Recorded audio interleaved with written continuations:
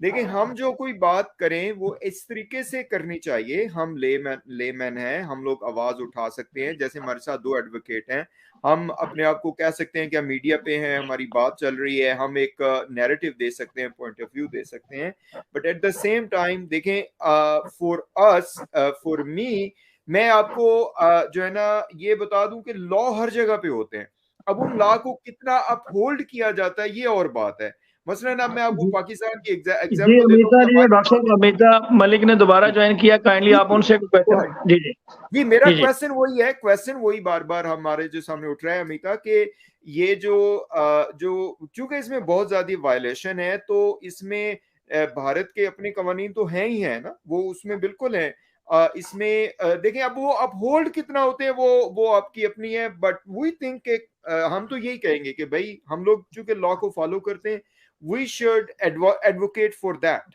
और इसमें यह है कि अगर वहां के मसाइल हैं तो देखें, अब अमिता भी तो हमारे साथ है ना, वो भी तो इस बात को वो एडवोकेट है, and she is advocating for the minor rights. ठीक है, she is advocating for Ghulam Haider, right? तो इस बात का ये क्या चीज शो करती है? आपकी बात से मैं बिल्कुल एग्री करूंगा कि गवर्नमेंट हो सकता है कंट्रोल कर सके, सब कुछ कर सके। पाकिस्तान में भी ऐसा होता है कि जो जो वो लोग होते हैं, जो मीडिया होता है, गवर्नमेंट्स होती हैं, अपने हिसाब से करती है। तो मैं यहाँ से अमिता से ये क्वेश्चन करूंगा कि क्या ये इंटरनेशनल जो लॉज हैं बच्चों की सेफ्टी, जैसे अभी चाइल्ड प्रोटेक्शन के हवाले से आपने कहा, ये कितना इफेक्टिव हो सकते हैं, ताकि ये जो सीमा हैदर है इसको कुछ समझ आए कि भाई इसने गलत किया है। जी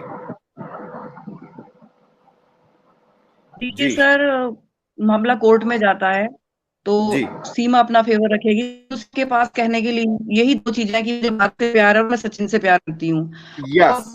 किसी भी देश का कानून है इन दो बातों से नहीं चलेगा। वो फैक्ट से चलेगा, वो रूल से चलेगा, वो हम्म। सुप्रीम कोर्ट की जितनी भी गाइडलाइंस हैं उनसे चलेगा। और यस।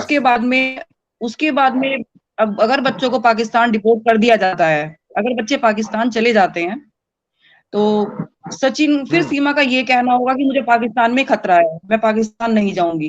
जी बिल्कुल, ये भी वो बार बार कह रही है कि मुझे पाकिस्तान में ये हो जाएगा, पाकिस्तान में वो हो जाएगा। I mean she is saying that. जी। ऐसी सूरत में भारत क्या कर सकता है?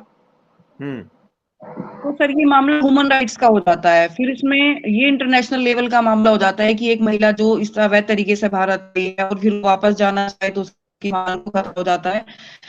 फिर आपकी कंट्री को इस बात की गारंटी दे इंटरनेशनल लेवल की हम इस महिला को सुरक्षित रखेंगे, ऐसा कुछ भी नहीं हुआ।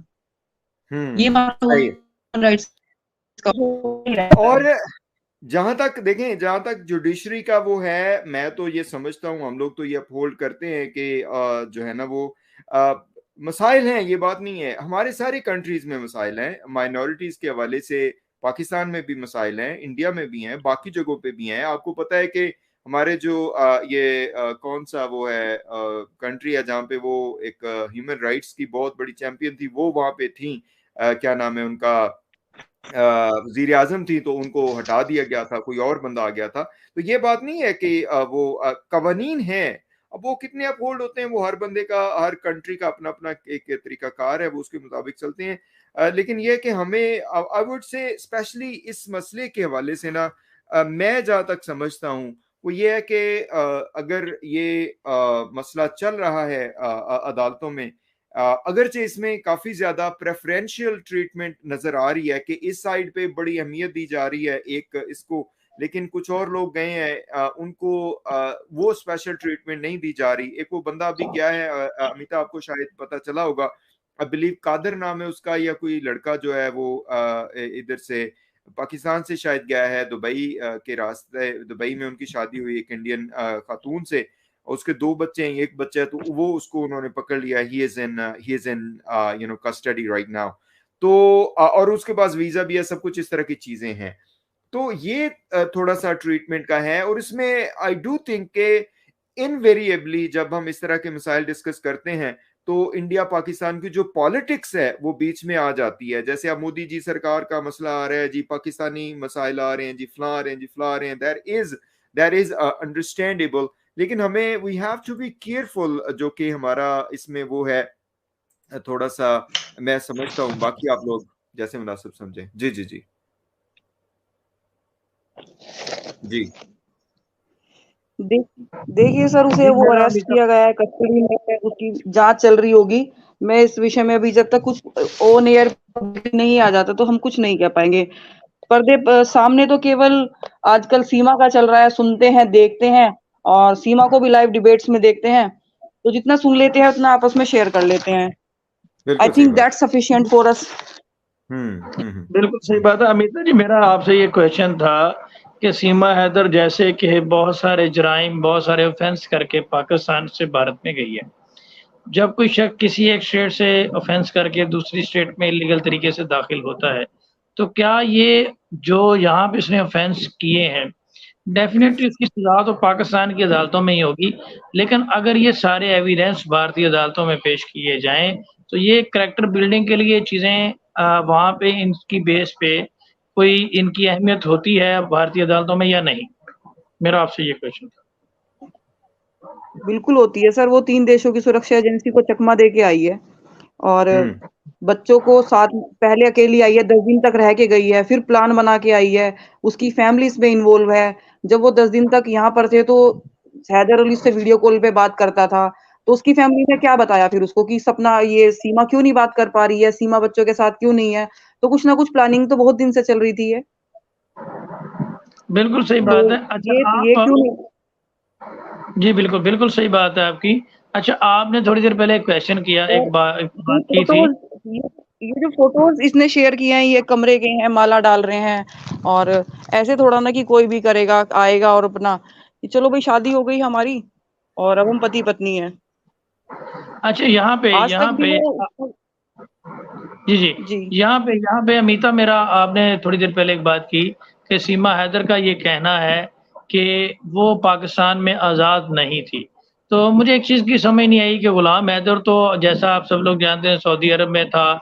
एक तरफ वो कह रही है कि वो पिछले 3-4 साल से उसको विज़िट नहीं किया, पता नहीं करता था। तो फिर ये आज़ादी इसको किस तरह से चाहिए थी? वो इसको सारी चीज़ें प्रोवाइड भी कर रहा था, सैलरी भी दे रहा था, मंथली इनकम भी प्रोवाइड कर, तो ये पाबंदी किसने इसके ऊपर लगाई थी? वो तो यहाँ पे था नहीं। तो ये किसने इसके ऊपर पाबंदी लगाई हुई थी? ये बड़ा अजीब-सी उसने बात की। यहाँ पे मैं आप लोगों को बता दूँ कि पाकिस्तान में माइनॉरिटीज़ के इक्वल राइट हैं, और हम अपनी जो हमारी नेशनल असेंबली है, उसमें माइनॉरिटीज़ को रिप्रेजेंटेशन देते हैं। उनके मेंबर्स नेशनल असेंबलीज़ को हम वहाँ पे जगह देते हैं नेशनल असेंबली में।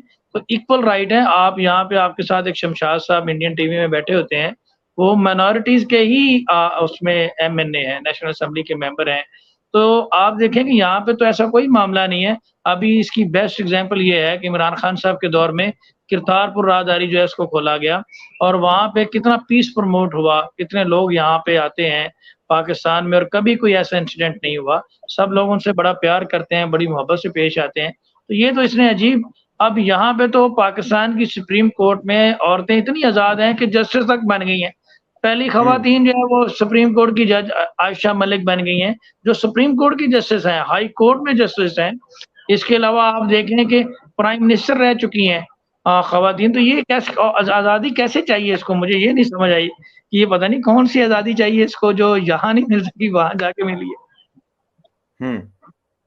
सर, वो ये भी बोलती है कि मेरा डोमेस्टिक वायलेंस हुआ है, मेरे साथ में पति पीटता था, तो 4 साल से वो बाहर था, पता नहीं कौन पीट रहा था उसे। वो यही तो चीजें हम हजम कहते नहीं हैं, होती इसकी, बताइए। यही तो हम कहते हैं। यहाँ पे देखें, यहाँ पे मैं आपको बात बता दूं कि डोमेस्टिक वायलेंस के ऊपर यहाँ पे वुमेन प्रोटेक्शन एक्ट है, कानून है हमारे पाकिस्तान में कि अगर कोई शौहर, कोई हस्बैंड अपनी वाइफ को टॉर्चर करता है तो उसके ऊपर भी एफआईआर कटती है। तो इसने अगर इसके ऊपर सर, डोमेस्टिक सब जगह वायलेंस होता है, सब जगह होता है, जी, जी। ये लॉ यहाँ हर जगह होता है। और सर, जितना बिल्कुल मुझे सही। पता है ना कि पाकिस्तान एक इस्लामिक कंट्री है, और अगर कोई इस्लाम में से महिला आके कहेगी भाई हमारे साथ तो ऐसा होता है, तो फिर भैया तुम कहाँ जाओगी फिर? बिल्कुल सही बात है। और आप यहाँ देखें कि हाँ जी। यहाँ पे मेरा फिर ये लीगल क्वेश्चन बनता है कि अगर ये खातून कहती है कि मुझे पाकिस्तान में पीटा जाता था, डोमेस्टिक वायलेंस होता था, तो भाई उस हवाले से तुमने पाकिस्तान के किसी इदारे से रुजू किया, किसी ह्यूमन जो राइट्स की एनजीओज होती हैं, या कोई लीगल एक्शन लिया, कहीं कंप्लेंट फाइल की आपने, कि या अब आपको भारत में जाकर याद आया कि आपके साथ डोमेस्टिक वायलेंस होता था? अल्लाह ही हाफ़िज़ है इस खातून का। तो मैं यहाँ पे मुझे अफ़सोस हुआ ये बात सुनकर, तो माज़रत मैंने ये बात यहाँ पे क्लियर की कि पाकिस्तान में तो ख़वातीन बड़ी पावरफुल हैं। नहीं भी आप उन्होंने राब्ता तो किया ना सचिन सचिन की जो ऑर्गेनाइजेशन है उससे। बिल्कुल सही बात है। यहाँ पे जी अमिता और कुछ आप यहाँ पे बताना? जी, जी। सर मैं आपको एक बात बताना चाहूंगी, जिन महिला ने सचिन को कुछ शब्द बोले थे, हमारी इंडियन ही है वुमन वो, तो उन्होंने टीवी पर ऑन एयर आकर बोला, हमारी जो सिस्टर है मिथिलेश भाटी, उनसे बोला कि ये मुझसे माफी मांगेगी, इन्होंने मेरे पति को एक गलत शब्द बोले हैं।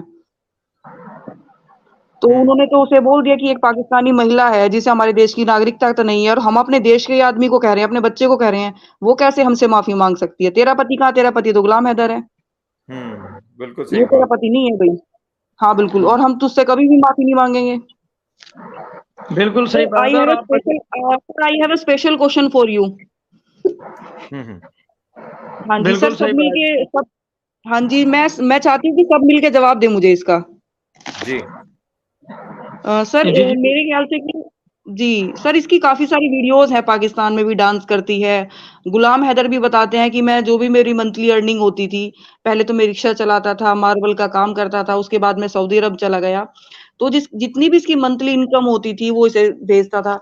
सर और किस तरह का फ्रीडम वुमेन्स को होता है कि वो उतना मर्जी पैसा खर्च कर सकती है, जहां मर्जी बच्चों को पढ़ा सकती है, और अच्छे ब्रांडेड वो फोन यूज कर रही है, तो इसके सिवा और कौन सा फ्रीडम होता है? शायद इंडिया में तो शायद नहीं होता। मैं आपसे पूछना चाहती हूँ कि वहां ऐसा कौन सा फ्रीडम है जिसकी इसे जरूरत थी?